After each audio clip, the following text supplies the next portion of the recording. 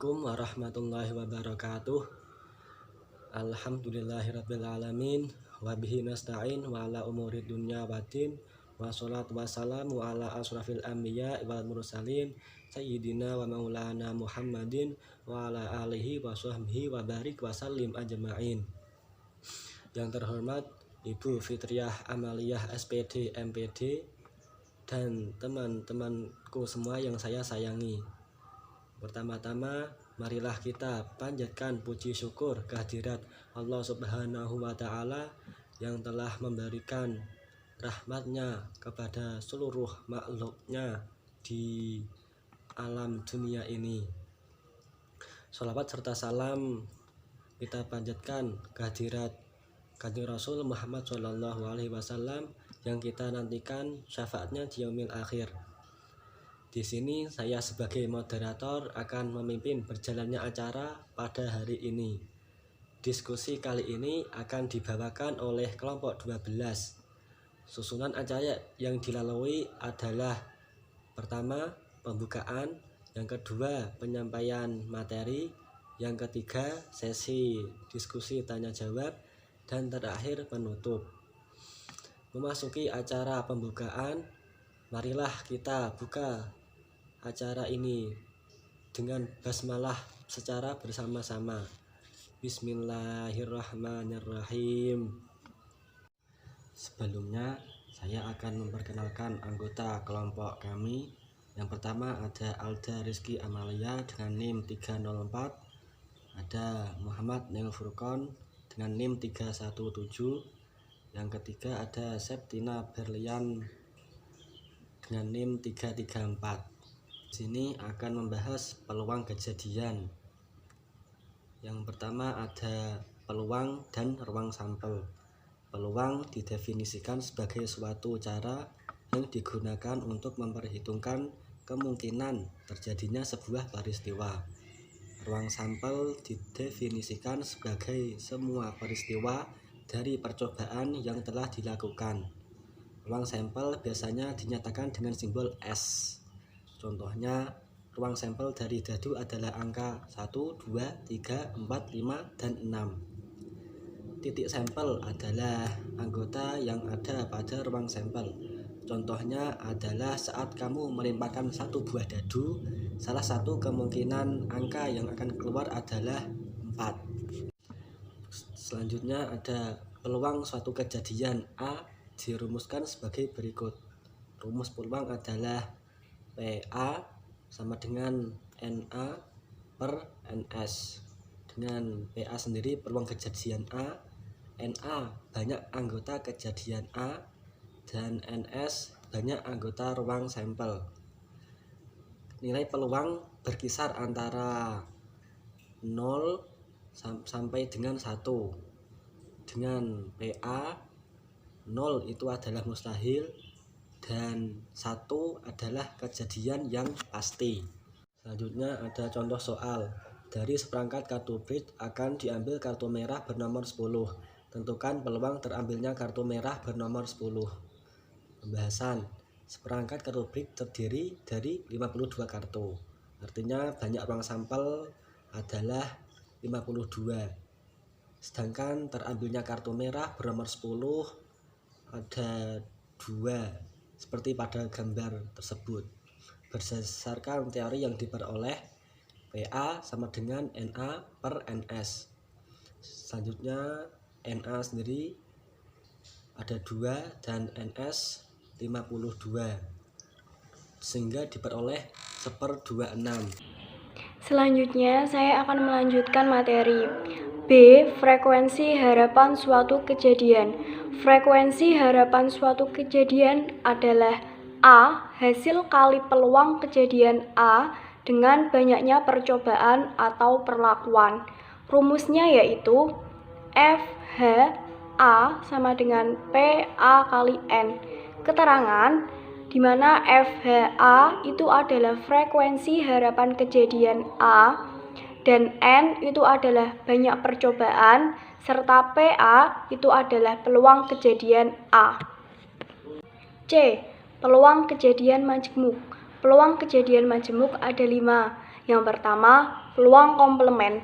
Yang kedua, peluang kejadian saling lepas. Yang ketiga, peluang kejadian tidak saling lepas. Yang keempat, peluang kejadian saling bebas. Yang kelima, peluang kejadian bersyarat. Yang pertama, peluang komplement. Peluang komplement dari kejadian A ditulis P A komplement sama dengan 1 min P A. Dengan A komplement adalah komplement dari kejadian A. Contoh soal, jika peluang siswa SMA Taruna gagal dalam ujian adalah 0,0001, tentukan peluang siswa SMA Taruna berhasil dalam ujian. Pembahasan, misalkan A adalah kejadian siswa SMA Taruna gagal dalam ujian. Dengan demikian, A komplement adalah kejadian SMA Taruna berhasil dalam ujian. Berdasarkan persamaan komplement kejadian diperoleh P A komplement sama dengan 1 min P A sama dengan 1 min 0,0001 sama dengan 0,9999. Jadi, peluang siswa SMA Taruna berhasil dalam ujian adalah 0,9999. 2. Peluang kejadian saling lepas. Dua kejadian A dan B dikatakan saling lepas jika anggota kejadian keduanya tidak ada yang beririsan, yaitu P A irisan B sama dengan tidak 0. Peluang kejadian saling lepas dirumuskan sebagai berikut. P A gabungan B sama dengan P A plus PB. Contohnya adalah, kamu ingin tahu apakah calon ketua OSIS-nya laki-laki atau perempuan. Artinya, tidak mungkin seorang bersamaan antara laki-laki atau perempuan. Dengan demikian, kejadian tersebut dinamakan kejadian saling lepas. Yang ketiga, peluang kejadian tidak saling lepas. Dua kejadian A dan B dikatakan tidak saling lepas jika irisan keduanya ada. Peluang kejadian A dan B tidak saling lepas dirumuskan sebagai berikut. P A gabungan B sama dengan PA plus PB min P A irisan B. Contohnya, saat pemilihan ketua OSIS. Saat memilih ketua OSIS, kamu ingin tahu apakah calon ketua OSISmu ganteng dan pinter, atau pinter saja tetapi tidak ganteng, atau ganteng saja tetapi tidak pinter. Kejadian ini disebut kejadian tidak saling lepas. Selanjutnya, peluang kejadian saling bebas. Kejadian saling bebas dikaitkan dengan dua kejadian antara A dan B dikatakan saling bebas jika kejadian A dan B tidak saling mempengaruhi satu sama lain. Jika berlaku P A irisan B tidak sama dengan P A kali PB, maka kejadian A dan kejadian B tidak saling bebas. Peluang kejadian A dan B yang saling bebas dirumuskan sebagai berikut. P A irisan B sama dengan P A kali PB. Contohnya, seseorang melemparkan koin dan dadu secara bersamaan. Seseorang itu ingin tahu peluang munculnya koin bergambar angklung dan dadu bernomor 5. Jelas bahwa koin dan dadu tidak saling berpengaruh satu sama lain. Kejadian ini disebut saling bebas. Peluang kejadian bersyarat. Kedua kejadian antara A dan B dikatakan kejadian bersyarat jika terjadinya salah satu dari kejadian itu ataupun tidak terjadinya akan mempengaruhi kejadian lainnya. P, B, mutlak A sama dengan nilai kemungkinan terjadinya B setelah terjadinya A. P, A, mutlak B sama dengan nilai kemungkinan terjadinya A setelah B. Peluang kejadian bersyarat ini dirumuskan sebagai berikut. P PA irisan B sama dengan PA dikalikan PB mutlak A. Atau juga bisa PA irisan B sama dengan PB dikali PA irisan B. Perhatikan contoh soal berikut. Departemen Kepolisian suatu kota melaporkan bahwa tahun 2014 terjadi 10 kasus. Pada 2015 terjadi 8 kasus dan 2016 terjadi 5 kasus kejahatan. Jika pihak kepolisian akan memilih 2 kasus secara acak, ditentukan peluang terpilihnya kasus pada tahun 2014.